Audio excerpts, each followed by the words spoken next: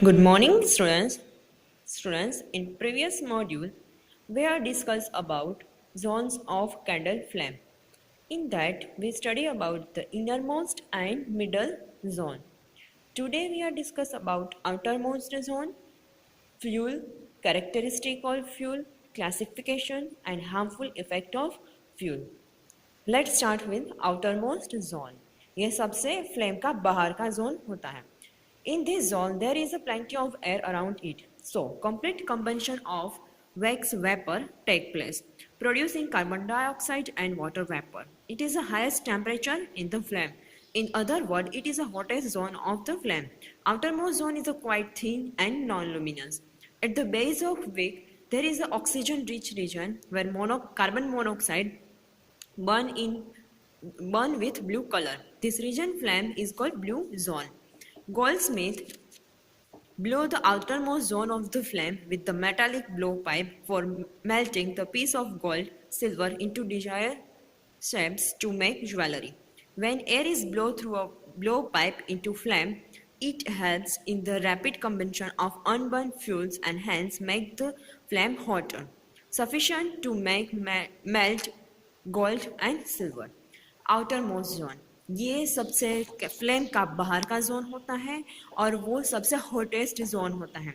वहाँ पे air plenty of air, क्योंकि एयर का ज़्यादा से ज़्यादा अमाउंट में रिसीव होता है, एयर में से ऑक्सीजन रिसीव होता है, इसीलिए कंप्लीट कंबंशन हो जाता है वैक्स वेपर का, and carbon dioxide and water vapour produce होते हैं। इसका ये जोन का जो टेम्परेचर होता है वो हाईएस्ट होता है, वो हॉट होता है, इसलिए hottest zone of the candle flame बोला जाता है। और वो नॉन लुमिनस है, उसका जो एरिया होता है बहुत थीन होता है, ब्लूइश कलर उसकी जो फ्लेम होती है वो ब्लूइश कलर की होती है, एरिया बहुत थीन होता है और ये नॉन लुमिनस जोन है।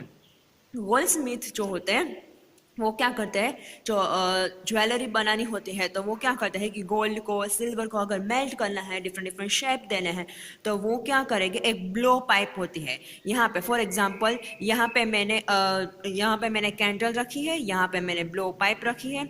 अगर ऐसे बोलो, देखो यहाँ पे मैंने क्या रखा है, या कैंडल रखा है यहाँ पे, ठीक है, और यहाँ पे मैं ब्लो पाइप रखूंगी।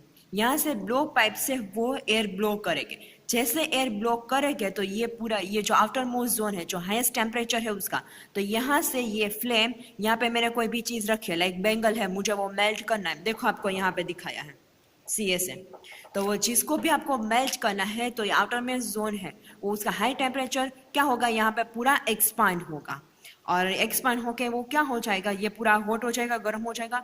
इसलिए गोल्ड या सिल्वर जो भी आपको मेल्ट करना है, जो भी चीज़ है जो ज्वेलरी बनाने के लिए, तो वो इजीली यहाँ से टेम्परेचर हाई होने की वजह से मेल्ट हो जाता है। तो यहाँ पे कैंडल की फ्लेम होती है, यहाँ से ब्लो पाइप से वो एयर ब्लो करते हैं और यहाँ पे जिसका भी आपको मेल्टिंग करना है वो रखते हैं। तो ऐसे ही गोल्डस्मिथ यूज़ करते हैं ज्वेलरी बनाने के लिए, डिफरेंट डिफरेंट शेप देने के लिए। यहाँ पे आपको एक एक्टिविटी से समझाया है to show that non-luminous zone is the hottest part of candle flame. इसके लिए सेम वैसे कैंडल लेनी है, कैंडल स्टैंड चाहिए, match stick, thin copper wire and pair of tong. क्या करना है, कैंडल को फिक्स कर देना है और उसको स्टैंड पे और लाइट करनी है, उसको जलानी है। When you have a steady candle flame, hold a thin copper wire with the pair of tongue, hold just inside the flame of about 30 second. अभी क्या करना है, यहाँ पे जो बाहर की जो जोन है, आउटर मोस्ट जोन, वहाँ पे आपको पेयर ऑफ टोंग से कॉपर वायर होल्ड करना है और 30 सेकेंड के लिए रखना है। आप 1 मिनट, हाफ मिनट के लिए भी रख सकते हो। Observation, you notice the portion of copper wire just outside the flame get red hot. यहाँ पे इतना जो एरिया है, थोड़ी देर के बाद ऑब्जर्व करोगे कि जितना एरिया टच होता है कॉपर वायर का तो वो रेड कलर का हो जाएगा। Conclusion, the portion of copper wire getting red hot indicate that non-luminous zone of the flame has the highest temperature. In fact, this part of the flame is the hottest. तो यहाँ से ये prove होता है कि जो flame का outer most zone है बहुत हॉट होता है और ये जो पार्ट है वो उसको हॉटेस्ट पार्ट भी बोला जाता है। इसकी वजह से कॉपर वायर गर्म होकर क्या हो जाएगा, रेडिश कलर का हो जाएगा। यहाँ पे आपको डिफरेंस दिए है inner most, middle and outer most zone के। अवेलेबिलिटी ऑफ ऑक्सीजन यहाँ पे तो होता ही नहीं है, यहाँ पे इनफ होगा और यहाँ पे 100% होता है। कंबंशन, यहाँ पे कंबंशन नहीं होता है, यहाँ पे पार्शियल होता है, यहाँ पे कंप्लीट कंबंशन होता है। हॉटनेस, ये बहुत लीस्ट हॉट होता है, यहाँ पे मॉडरेटली, ये हॉटेस्ट होता है सबसे। ल्यूमिनेंस, ये डार्क होता है ब्लैक कलर का, ये क्या होगा, ल्यूमिनस होगा, क्योंकि yellowish colour because of this carbon monoxide yellowish colour का होगा। ये नॉन ल्यूमिनस जोन है जो ब्लूइश कलर का होता है। बाई प्रोडक्ट, यहाँ पे कुछ भी बाई प्रोडक्ट नहीं है, यहाँ पे अनबर्न कार्बन पार्टिकल्स होते हैं, स्मोक एंड शूट रिलीज होती है, और यहाँ पे carbon dioxide and water vapour release होता है। तो चैप्टर का नेक्स्ट टॉपिक है फ्यूल के बारे में हमें स्टडी करना है। Fuels. The material that are burned to produce large amount of heat energy is called fuel. जिस मटेरियल का बर्निंग होता है और ज़्यादा से ज़्यादा अमाउंट में वो हीट एनर्जी प्रोड्यूस करता है, उसी मटेरियल को बोला जाएगा फ्यूल। जो मटेरियल बर्न होके हीट एनर्जी प्रोड्यूस करेगा तो उसको बोला जाएगा fuel. Wood, coal, LPG, kerosene, diesel, petrol are all example of fuel. Wood है, एलपीजी, केरोसिन, इन सब का बर्निंग होता है और वो हीट एनर्जी प्रोड्यूस करता है, तो उसको क्या बोला जाएगा, fuels. Fuels play important role in our everyday life because they are used at home, vehicles and industries. Fuels का हमारी लाइफ में बहुत इंपॉर्टेंट है बिकॉज हम कितनी सारी जगह, आप घर की बात करो, व्हीकल्स की बात करो, इंडस्ट्री की बात करो, जिसमें हम डिफरेंट डिफरेंट फ्यूल का यूज़ करते हैं। नेक्स्ट वन, क्या क्लासिफिकेशन ऑफ फ्यूल। फ्यूल को 3 टाइप में क्लासिफिकेशन किया गया है, solid, liquid, gaseous. Fuel are classified on the basis of physical state which they occur. First one, solid fuels exist in solid state. जो fuel solid state में होता है तो उसको कौन से क्लासिफिकेशन में डिवाइड किया गया है, सॉलिड फ्यूल्स में। At room temperature, for example coal, coke, charcoal, wood and paraffin wax. Liquid fuel जो लिक्विड स्टेट में होता है रूम टेम्परेचर पे, like kerosene, petrol and diesel. Gaseous fuel जो एग्जिस्ट करता है गैसियस फॉर्म में at room temperature, like CNG, LPG, biogas, ये सारा किस में आएंगे, गैसियस फ्यूल में। नेक्स्ट वन है calorific value of fuels. All fuels produce heat energy on burning. सारे फ्यूल्स बर्निंग जब करेंगे तो हीट एनर्जी प्रोड्यूस करेगा। Different fuels produce different amount of heat on burning, but जो डिफरेंट फ्यूल्स हैं like कोल है, CNG है, एलपीजी है, तो बर्निंग होने से different different heat energy produce करता है, सबकी एक जैसी नहीं होती है, हीट एनर्जी प्रोड्यूस नहीं करता है, वो सब डिफरेंट डिफरेंट अमाउंट में हीट एनर्जी प्रोड्यूस करेंगे जब हम उसको बर्निंग करेंगे तब। The amount of heat energy produce on complete combustion of 1 kilogram of fuels is called calorific value. Amount of heat energy 1 kg fuels जब बर्निंग होते हैं तो कितने अमाउंट में हीट एनर्जी रिलीज होती है, कंप्लीट कंबंशन हो जाए, 1 kg फ्यूल का जब कंप्लीट कंबंशन हो जाता है तब कितनी हीट एनर्जी रिलीज होती है, उसको बोला जाएगा कैलोरीफिक वैल्यू।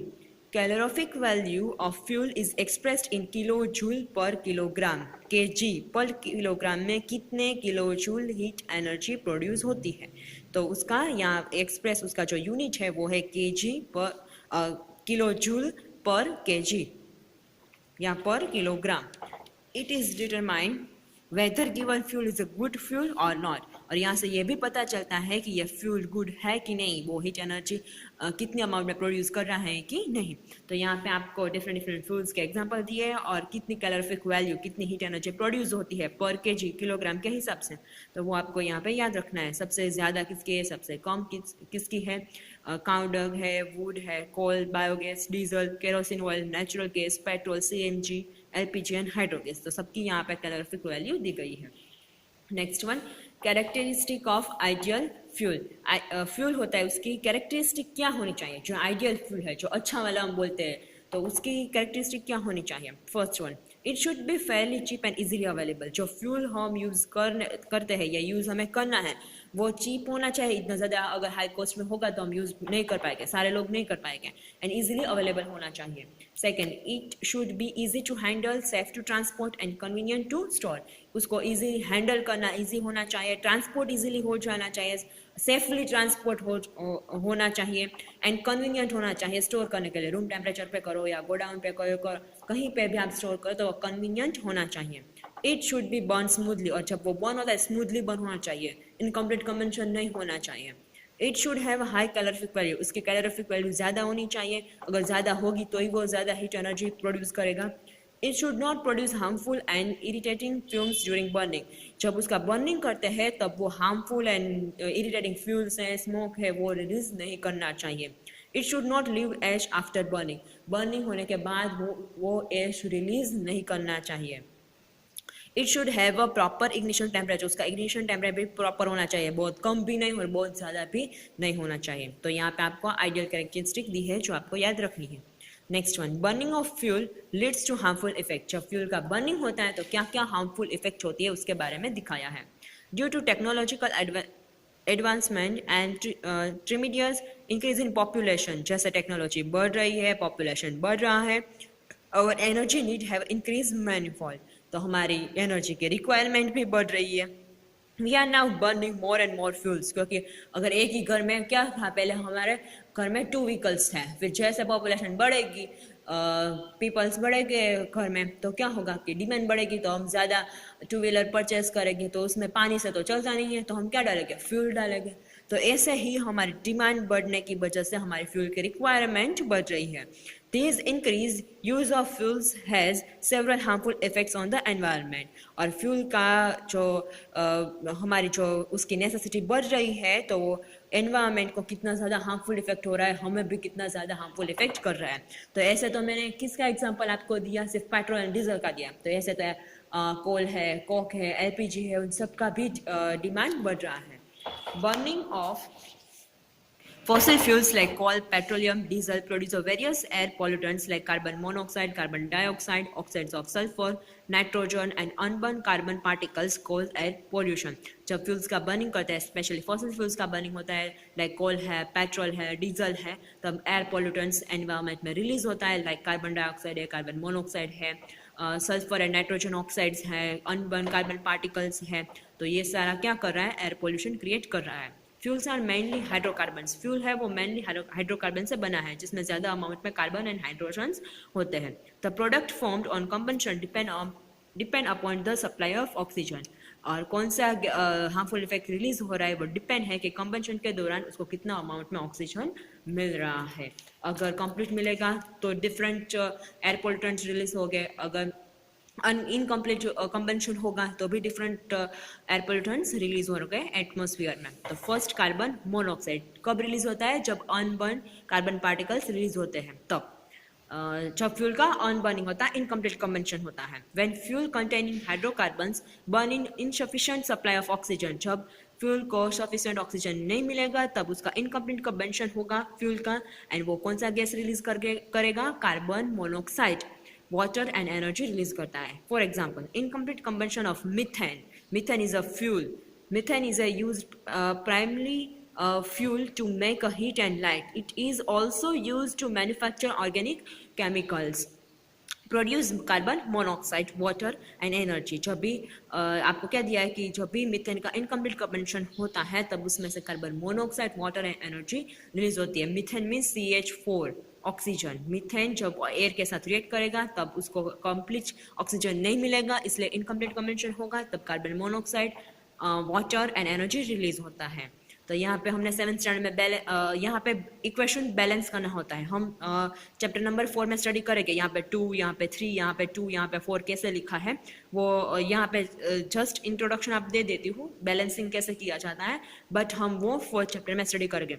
ये प्रोडक्ट होता है, रिएक्टेंट होता है। एरो के लेफ्ट साइड का प्रोडक्ट, एरो की राइट साइड का रिएक्टेंट। देखो यहाँ पे क्या है, यहाँ पे CH4 methane and O2 oxygen.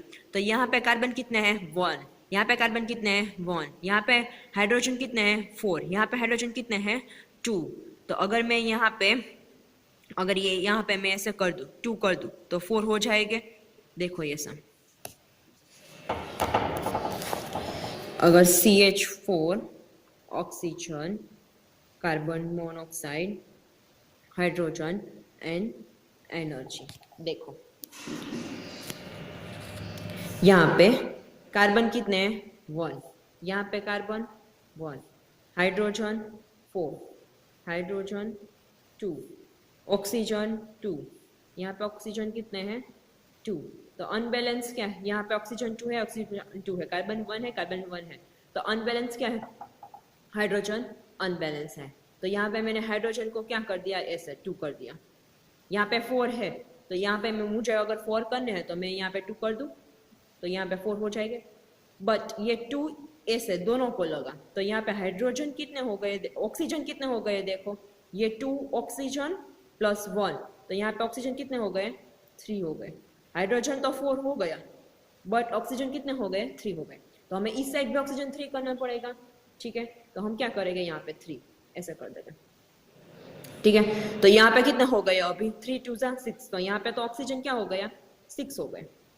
तो अभी फिर से इस साइड आना पड़ेगा, हमें 6 करना है। तो कैसे हम करेंगे, देखो अगर ये तो 4, ये कितने हैं ऑक्सीजन, यहाँ पे 2 है और यहाँ पे 1 है। तो अगर मुझे 6 करने हैं तो मैं क्या करूँगी, यहाँ पे 3 कर दूँ, या यहाँ पे मैं अगर 4 कर दूँ, हमें 6 करना है। तो मैंने यहाँ पे क्या कर दिया, 4 कर दिया। तो ऑक्सीजन कितने हो गए, 4। तो अभी 2 कम हो रहा है, तो यहाँ पे मैंने कितना कर दिया, 2। तो ये 2 + 4, ऑक्सीजन कितने हो गए, 6 हो गए, ठीक है। तो अभी कार्बन कितने, हाइड्रोजन कितने हो गए, 4 2 8 हो गए। तो यहाँ पर भी मुझे 8 करना पड़ेगा, तो मैंने क्या कर दिया, 2। तो यहाँ पे हाइड्रोजन हो गए 8, बट कार्बन कितने हो गए यहाँ पे 2। तो यहाँ पर भी कार्बन कितने हो गए, 2। तो एक बार फिर से आपको बैलेंस हो गया है कि नहीं वो दिखने हैं, एरो की लेफ्ट साइड, एरो की राइट साइड।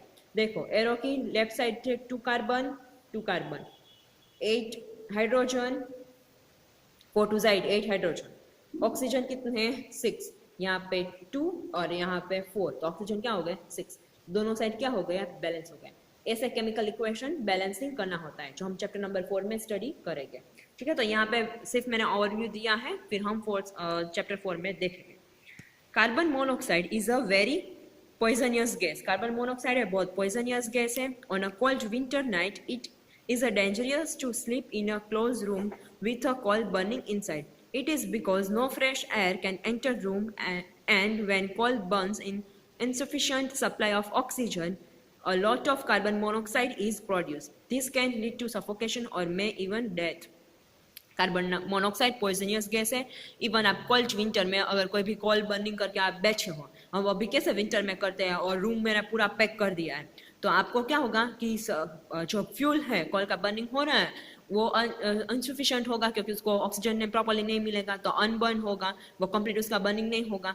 तो क्या होगा कि वो कार्बन मोनोऑक्साइड रिलीज करेगा। तो हमें क्या होता है कि थोड़ी देर के बाद अगर पूरा रूम में से पैक है तो हमें थोड़ी देर के बाद सफोकेशन होने लगता है। तो इवन सफोकेशन होने की वजह से, क्योंकि प्रॉपर्ली ऑक्सीजन हमें भी नहीं मिल पाएगा एंड फ्यूल्स को भी नहीं मिल पाएगा, तो इवन आप क्या हो चाहते हो, डेथ भी इवन पर्सन हो सकता है। इसलिए कभी भी कोई फ्यूल का बर्निंग कर रहे हो तो क्लोज रूम करके पैक करके नहीं बैठना चाहिए, क्योंकि एयर का आउटसाइड इनसाइड दोनों रहना चाहिए, बैलेंस रहना चाहिए, ठीक है। Next one, carbon dioxide. When fuel burn sufficient supply of oxygen, जब ऑक्सीजन सफिशिएंट होता है तब कंप्लीटली फ्यूल का बर्निंग होता है, तब कौन सा गैस रिलीज होता है, carbon dioxide, water and energy. For example, complete combustion of methane fuels produce carbon dioxide, water and energy. Same methane fuel का ही लिया है, यहाँ पे मीथेन का इनकम्प्लीट कंबेंशन था तो carbon monoxide, water and energy release होता था। यहाँ पे मीथेन का कंप्लीट कंबेंशन है तो carbon dioxide, water and energy release होता है। देखो मीथेन CH4, ऑक्सीजन यहाँ पे सिर्फ O2, CO2, वाटर ये 2 वो भी भूल जाओ, वाटर एंड एनर्जी। यहाँ पे कार्बन कितने हैं इस साइड, 1, यहाँ पे हाइड्रोजन कितने हैं, 4, कार्बन 1, हाइड्रोजन 4, ऑक्सीजन 2। यहाँ पे कार्बन 1, ऑक्सीजन कितने हैं ये अभी नहीं देखना है, ये नहीं देखना है। ऑक्सीजन कितने हैं, 2 और 3, तो यहाँ पे ऑक्सीजन 3 है, अनबैलेंस है। हाइड्रोजन सॉरी हाइड्रोजन कितने हैं, यहाँ पे 2 है, तो वो भी अनबैलेंस है, यहाँ पे 4 है। तो देखो ऐसे किया जाता है reaction, CH4, O2, CO2, water. देखो यहाँ पे carbon 1, hydrogen 4, oxygen 2, carbon 1, hydrogen 2, oxygen 3, ठीक है। तो अभी हम सबसे पहले क्या करते हैं, ऑक्सीजन अनबैलेंस है, यहाँ पे 3 है, यहाँ पे 2 है, तो 1 करेंगे तो कुछ भी नहीं होगा, 2 करेंगे तो कितने हो जाएंगे, यहाँ पे 4 हो जाएंगे। ये मैंने 2 कर दिया यहाँ पे, तो कितने हो गए, 4 हो गए। तो यहाँ पे कितने, 3 है, ठीक है। तो अगर मुझे 4 करने हैं तो मैं क्या करूँगी, यहाँ पे 2 कर दूँ, तो ये 2 एंड ये 2 कितने हो गए, ऑक्सीजन 4, ऑक्सीजन हो गया बैलेंस। अभी क्या देखना है, कौन सा अनबैलेंस था, हाइड्रोजन, यहाँ पे 4 था, यहाँ पे 2 था, तो ये कितने हो गए, 4 सॉरी हाइड्रोजन, और यहाँ पे हाइड्रोजन कितने हो गए 4, तो अभी ये बैलेंस हो गया। Carbon dioxide released by burning of fuels is not a poisonous gas. Carbon dioxide जब फ्यूल्स का बर्निंग होता है तब जो एटमॉस्फेयर में रिलीज होता है तो वो तब पॉइजनियस गैस नहीं है, बट उसका अमाउंट एक लिमिट से बढ़ जाता है एटमॉस्फेयर में, तब वो ग्रीन हाउस इफेक्ट कॉज करता है। But if excess of carbon dioxide is released in atmosphere, then the rate of greenhouse effect increase. This leads to increase the average temperature of the earth. और green क्योंकि ये green house gases हैं तो इसकी वजह से green house effect बढ़ जाएगी एंड अर्थ का एवरेज टेम्परेचर बढ़ जाता है। This is called global warming. Thus, the global warming is the rise in average temperature of the earth atmosphere. Next one. Sulfur dioxide and oxides of nitrogen. Burning of coal and diesel release. मैंने ये 7th standard में भी आपको समझाया था, आपको पता है मैंने ओजोन लेयर का आपको एग्जांपल देके समझाया था।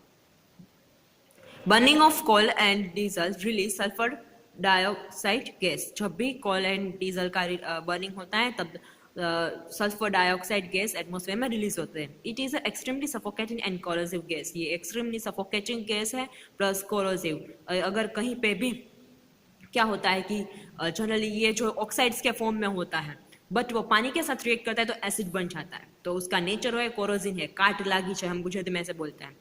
Exhaust of vehicles contain oxides of nitrogen that are poisonous. और व्हीकल्स में से जो एग्जॉस्ट होते हैं ये गैस तो उसमें ज़्यादातर ऑक्साइड्स ऑफ नाइट्रोजन होते हैं, वो भी पॉइजनियस है। Nowadays catalytic converter are installed in vehicle to convert them harmless gas. Nowadays vehicle में कैटालिटिक कन्वर्टर डाला जाता है। अभी जो 5G 6G आ रहा है उसमें कैटालिटिक कन्वर्टर होता है, वो हार्मफुल गैस को हार्मलेस में कन्वर्ट कर देता है। Oxides of nitrogen combine with water to form nitric acid. जब नाइट्रोजन एटमॉस्फेयर में वाटर के साथ रिएक्ट करेंगे तो एसिड बन जाता है नाइट्रिक एसिड। सेम वैसे सल्फर जब वाटर के साथ रिएक्ट करेंगे तब बन जाएगा सल्फ्यूरिक एसिड।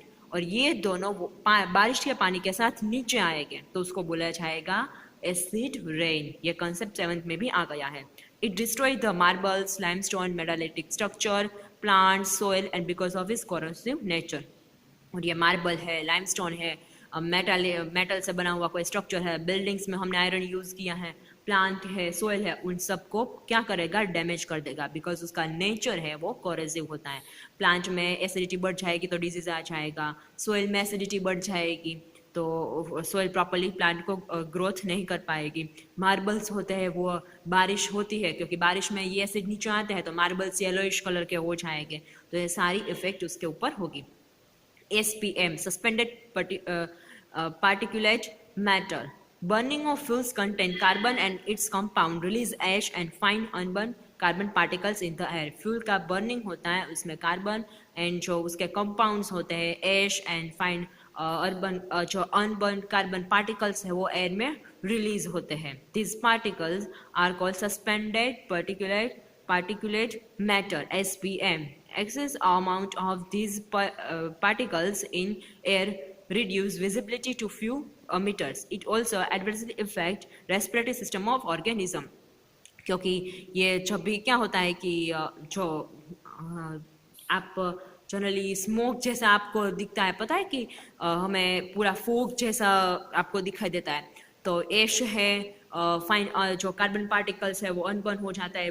जो बहुत ज़्यादा पोल्यूशन होता है, एयर पोल्यूशन होता है, वहाँ पे कैसा आपको थोड़े हाफ एंड किलोमीटर तक आपको नहीं दिखाई देता है। स्मोक और फोग में कैसा होता है, तो ऐश की वजह से कार्बन पार्टिकल्स अनबर्न होते हैं जो एटमॉस्फेयर में रहते हैं, तो ये सारा कंपाउंड एटमॉस्फेयर में रहता है और वाटर के साथ मिक्स हो जाता है जिसकी वजह से एक फोग जैसा स्ट्रक्चर हो जाता है और ये पार्टिकल्स को बोला जाता है सस्पेंडेड पार्टिकुलेट मैटर। और अगर हमारी रेस्पिरेटरी सिस्टम में जाएगा, क्योंकि हम अगर ब्रीदिंग करेंगे तो हमारी जो रेस्पिरेटरी सिस्टम है उसको भी क्या कर देगा डैमेज कर देगा।